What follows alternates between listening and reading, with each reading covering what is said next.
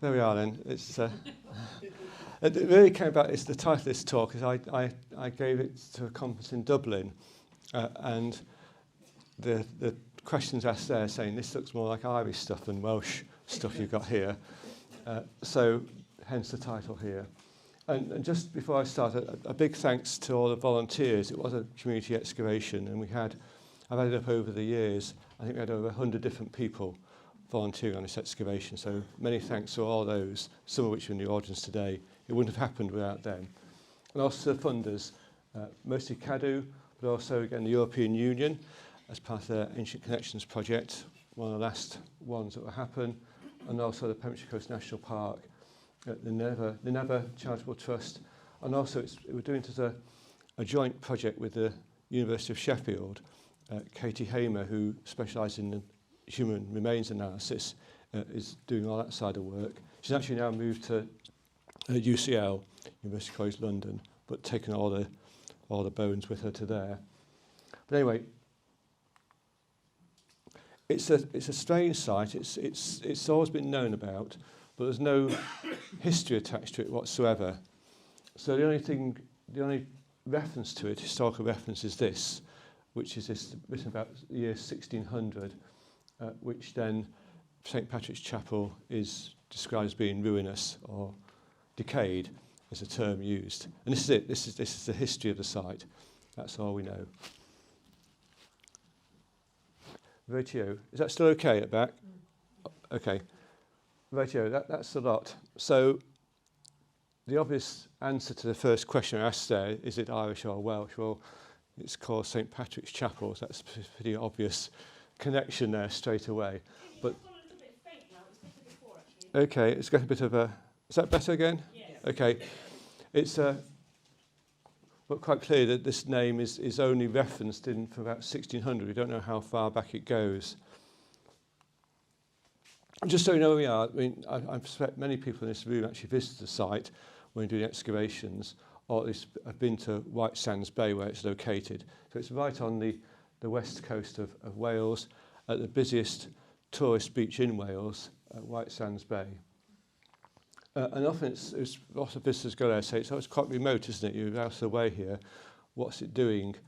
Well, I think you need to look at it in a different way altogether, and look at it like this. And there it is, St Patrick's Chapel.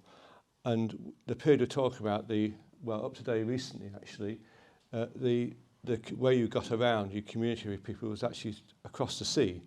You used the sea and boats rather than across the land. And certainly going from St Patrick's to Southern Ireland, you can do in about 12 hours or so. And they still do it in rowing races, they still do that today. Whereas if you get from here to St Patrick's across the land by walking, it's going to take about 3 days. So actually, it's not remote, it's not isolated, actually it's on the major communication routes of Western Britain. So that's the first thing to remember, it's not isolated, it's not remote.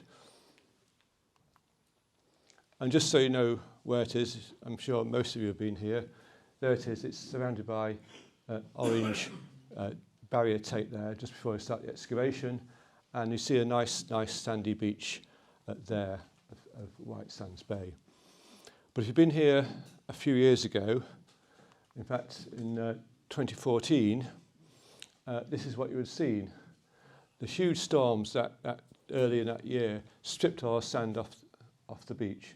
In one night, all the sand just disappeared completely. And it slowly came back, much to the relief of the tourist authorities. I suppose sort of come and visit Stony Beach isn't quite the same ring as Whitesands, but it slowly returned, and by about June it was just about back as it was. But the site itself, which is here, which is essentially a sand dune, was quite badly damaged in those storms. The National Park, who actually own the site, Pembrokeshire Coast National Park, had protected it by massive boulders, and about 10 years prior to 2014, and they were just completely stripped out one night by the storms. In fact, some of the boulders ended up in the car park. They went back and put them back straight away, and the next night they just disappeared again in the next big storm. At that point they said, well, you just can't protect this site physically, you've got to do something else with it. And really the only way to to do it, to protect it, was to excavate and get as much information out as we possibly could. And those storms did reveal quite a lot. It's been known for about 100 years that there's been human remains slowly eroding out of the site. But that big storm revealed, I think it's about 4 or 5 previously unknown graves. And this is a skull in what we call a kiss grave, which I'll show some slides at later on, what a kiss grave is. We removed those skulls for safekeeping in January 2014, but one was actually found rolling down the beach by somebody. It was that sort of severe the storm, which we managed to recover that one as well. And we were able to reunite them with the rest of the skeletons when we did the excavation. And that just shows just how close we are to the beach. This is 2014. There we are. It's pretty obvious that we are smack on the beach itself. And the chapel itself sits in, the site itself is sort of around there. We don't know how much we've lost to sea, but we know it's at least from the later medieval period when a chapel wall was built around the site. About 2 or 3 metres of that is gone, but we suspect actually there's quite a bit more further out than that is also gone, but several metres at least, if not more, but we're not sure exactly how much. So what I'm going to concentrate on really just this talk, this is a talk, there's so many different aspects to it. It could be sort of several talks in one, and usually it's about a 50-minute talk or so. So I'm really going to look at the what you might, some people, myself included, might call the most interesting aspects of it. Other people are perhaps more interested in the analysis of human remains. Actually, say the later bit is more interesting, the cemetery itself. But I'm going to look at the first bit, which is from the 8th century onwards. Essentially, what it is to say, it's a sand dune site, and at some time in the past, probably in the prehistoric period, windblown sand began to form. And it got to about so thick, about 1.5 meters deep of sand, and it stabilised. A nice soil formed over it. And there's no evidence of any human activity whatsoever in that sand at all. So the soil formed, and then round about 750, people came along and started doing things.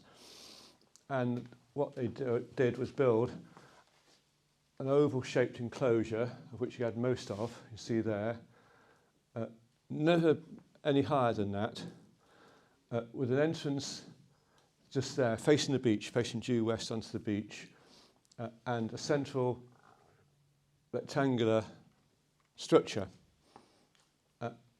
And inside it, which is not shown here on this photograph, was a pavement laid down of quartz pebbles. There's no cemeteries, no graveyard, anything at this stage, but these holes, these grave-shaped holes, are graves, but they're later ones which are dug through this. And interestingly, we had this black deposit soil here and also just outside.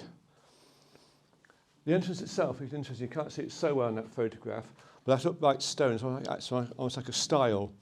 And the top of it was quite highly polished, where people climbing over it in the past from where. So quite people did access this site. That's just a plan of it. So we've got almost all the enclosure, but you see it there, the entrance, rectangular structure, and these coloured bits, so this very dark soil, which is really interesting stuff when we actually start to excavate it. I'll just show a slide of it. You can see the very black soil there. The photographs are sometimes difficult to understand on this site because we dug it in sections. So 2014 we did the first bit, which was a narrow strip along the eroding edge, about 2 meters wide. Then we returned in 2015 and 2016 for 3 weeks each, and did another strip inside of that, which is this bit here. So 2014 we excavated there, 2015-16 here, and then 2019 and 21 here. So the photographs are quite difficult to understand, but this is this black soil deposit which was outside the over-enclosure, and when we excavated it very carefully, sieved it all, took lots of different samples to analyse later on, and it contained lots of artefacts. And normally in this what we call the early medieval period, you're lucky to come away with sort of 2 or 3 artefacts, basically, if you're really lucky, and often you come away with nothing on these sort of sites. So here we had a lot. We've seen glass beads, some more glass beads, blue glass beads. These are not Roman, and they're not Iron Age, although they look very similar. These are early medieval glass beads. These blue glass beads with bits of white swirly stuff on them, that's techniques that's for probably about 2,000 years.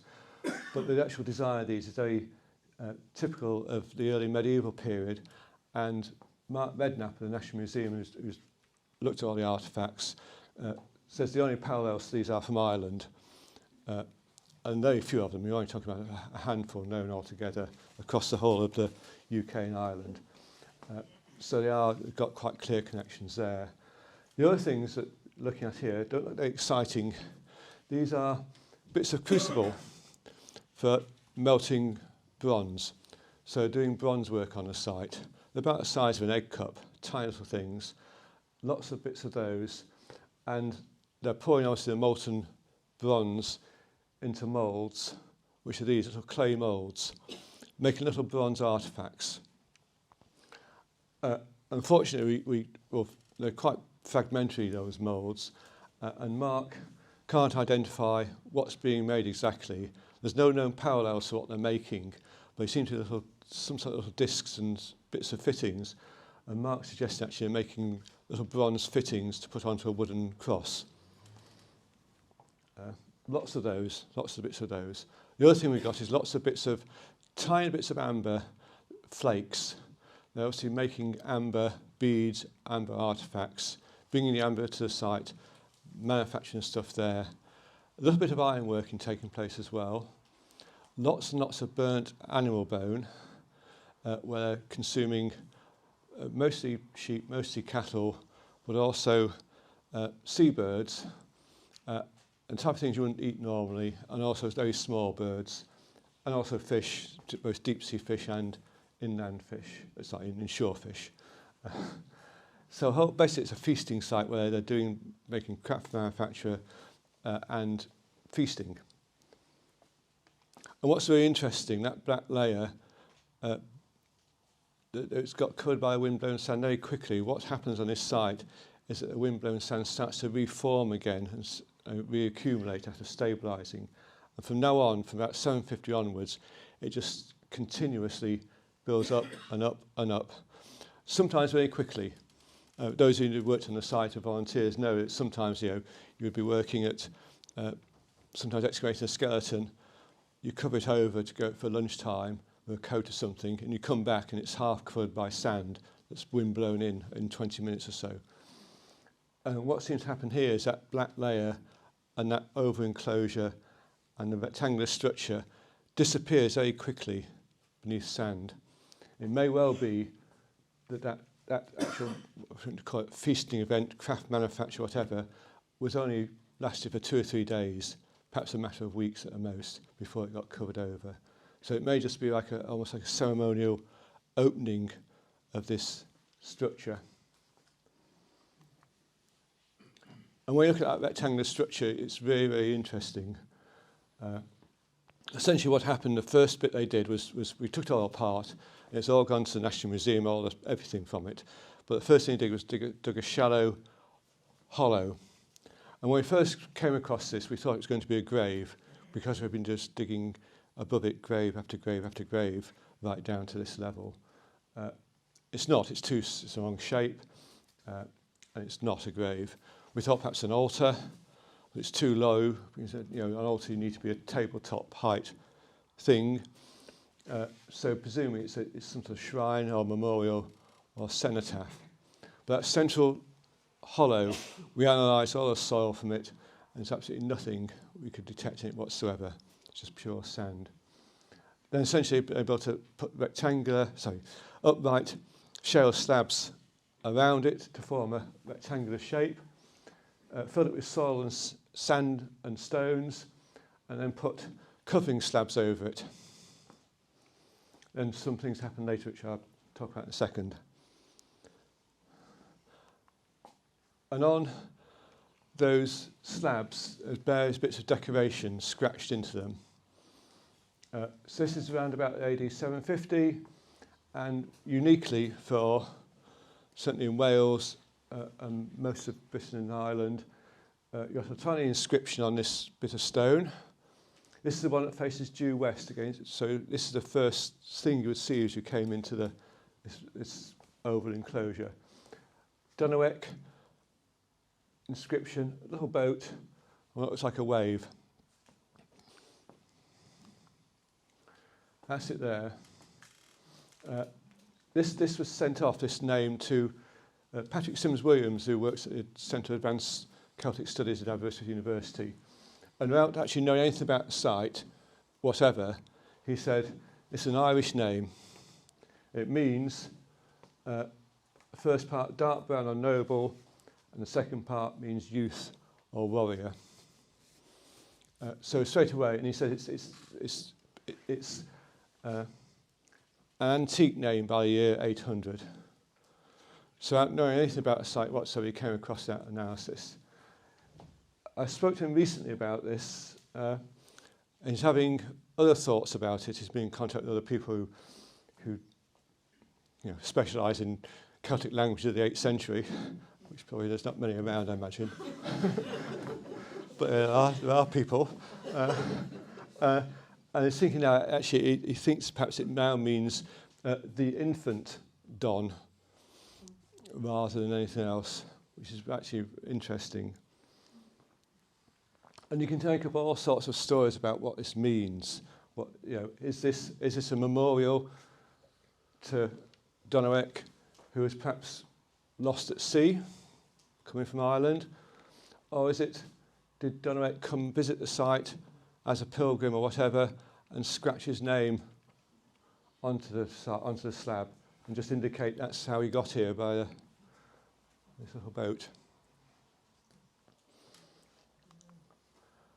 But when you look at the other slabs on this, other interesting things are evident.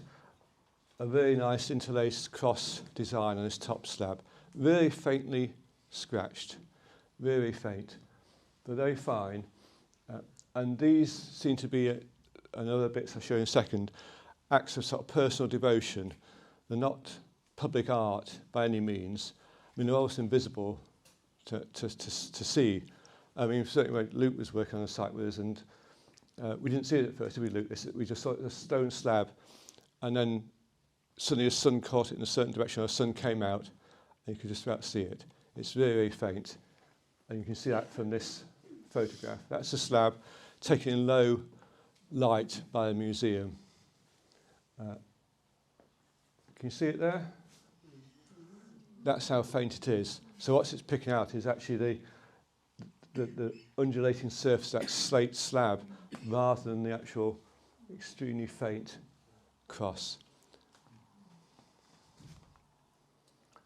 Another small cross, again, just slightly scratched up on there, on that slab. And then this one here, very nice little design. What looks like some sort of gaming board, possibly an inscription there, though we can't make out what it is. And then a figure of a person, possibly a priest, with hands raised in that Oran's praying position. And then down here, a little roundel, cross roundel. By a different hand, this is a lot deeper scratched, and so you're suspecting these are by two different people, which I suspect actually are done by people visiting the site and leaving their own bit of devotion. And the only stone which had what you might call professionally decorated was this one here, a very heavily carved cross. Almost certainly a reused grave marker. But interestingly, it's built as a side slab, which the cross was faced inwards, so it wouldn't have been visible.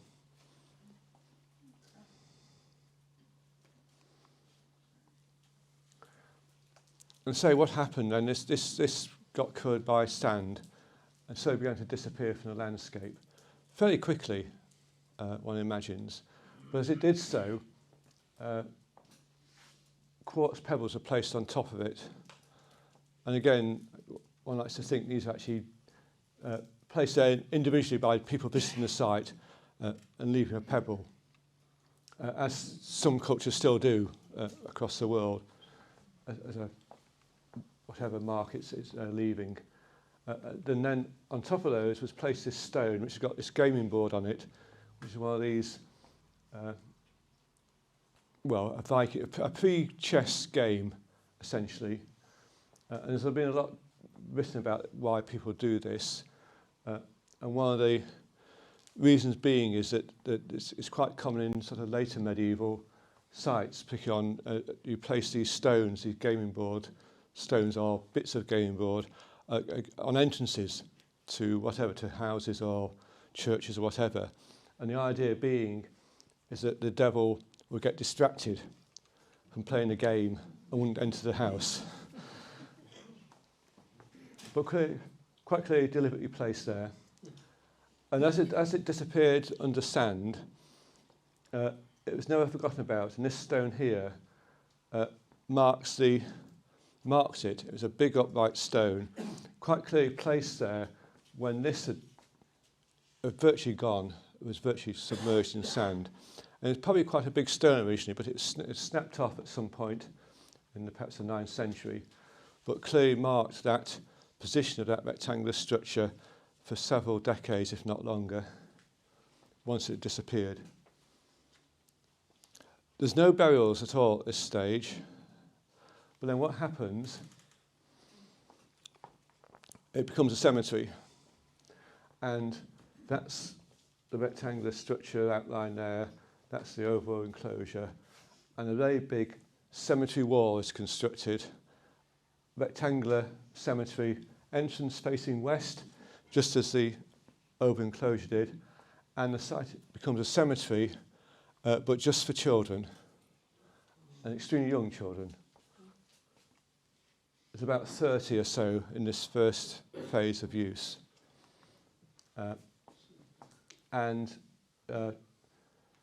Why they're doing this, we don't know, essentially. But you can see there what seemed to be a desire on the part of the presumably parents is to bury their children as close as possible to that rectangular structure, to the extent that they actually cut away part of those side top slabs and placed 3 burials in there of children and more around them.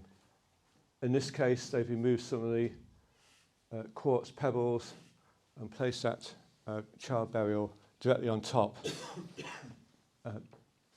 Mostly they're prenatal or perinatal burials. It may be this name of Doneric has a special resonance for children, but certainly they are bringing people, the children here, especially buried. How long have I got? Do you about? A few minutes. Okay. That's okay. Yeah. And after that initial period of burial of just children, more sand comes in. Basically, from now on, what you get is sand, more burials, more sand, more burials, and both adults and children being buried on the site. And eventually that rectangular cemetery wall, it's about 1 metre high, it's a big hefty wall, completely disappears from sand. And with it, and just outside it, which is not a big area, we had about, I think it's 270 burials in an area about not much bigger from that door to where I am, and about 5 metres wide, 6 metres wide. So they're just stacked up in the sand. Which I won't go into because that's another talk in its own. But potentially, this is one of the better ones. This is a kiss grave. I mentioned a kiss grave right at the beginning. This is one of the best ones we had. And this was in 2014, first year excavation. And what we got here, this grave, which you see there, really nice upright marker stone, cross-shaped stone, has actually got a cross scratched into it. It's round about the year 900. So looking at perhaps over 100 years later than that earlier part of the site I mentioned. But this actually sits over that big rectangular wall. So actually that wall has completely disappeared beneath sand by this stage. And now this grave is this level here, this stand level here, is about 1.5 metres over that rectangular structure. And between it and this, 270 graves. This is one of the best kissed graves. That's what you look like when you first find them.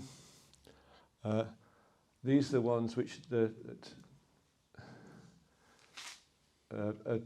2014 again, and the heads were the ones which were removed by erosion in 2014 by big storms. So we'll be able to re-excavate those and reunite them.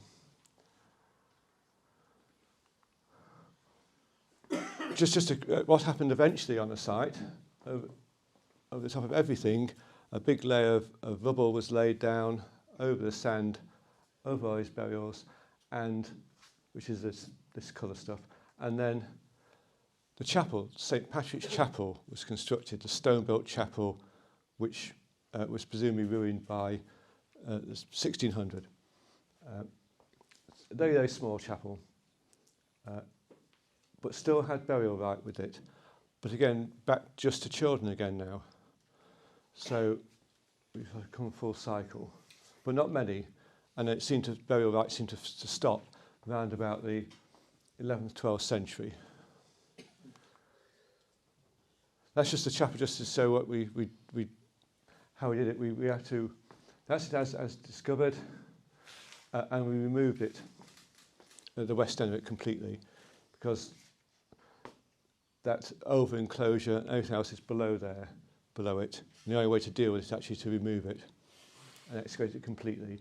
And if we didn't do it, the sea would do it.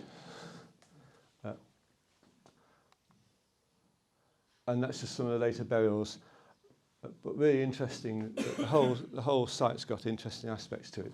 This is one of the latest ones. It's very fine, little child kiss grave, with quartz pebbles over it once again, but clearly meant to be seen. The idea is you would see this on the surface if you visited the chapel. And even some of the tiny little graves still had the little crosses scratched upon them. And one of the few, apart from that earlier deposit I mentioned with all the artefacts in it, the only real other artefact was this pin, which is made in Dublin around about the year 1050 or so, pushed into the ground vertically just in front of the entrance to the chapel. I won't say anything about the human remains. That's a completely different piece of work, another talk. Perhaps say it is still ongoing, and we are having DNA analysis done of them, and also isotopic analysis, which will determine to some extent the origin of the people, where they grew up is different from where they died, which will be an interesting piece of evidence to get. And just to the original question, is it Irish or Welsh? Or that little boat's in the National Museum in Ireland. I mean, it's so similar to one scratched upon that stone. And when you go to Ireland, if you go to the west coast of Ireland, you get these yecta, as they're called, which are very well known on the west coast of Ireland, particularly a place called Inishmurray, which has many of them. But you can see just how similar they appear to the one at St. Patrick's Chapel, which is unique in Wales, but this is the closest parallels we have anywhere to them.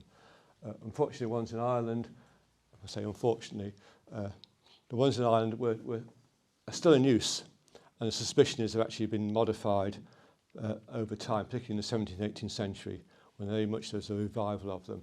So what you see in Ireland may not have been what was originally intended, whereas the one at St Patrick's Chapel is quite clearly, that's as it was. That's how it looked like in the 8th century. So that's it. I've sort of half answered that question, but not fully.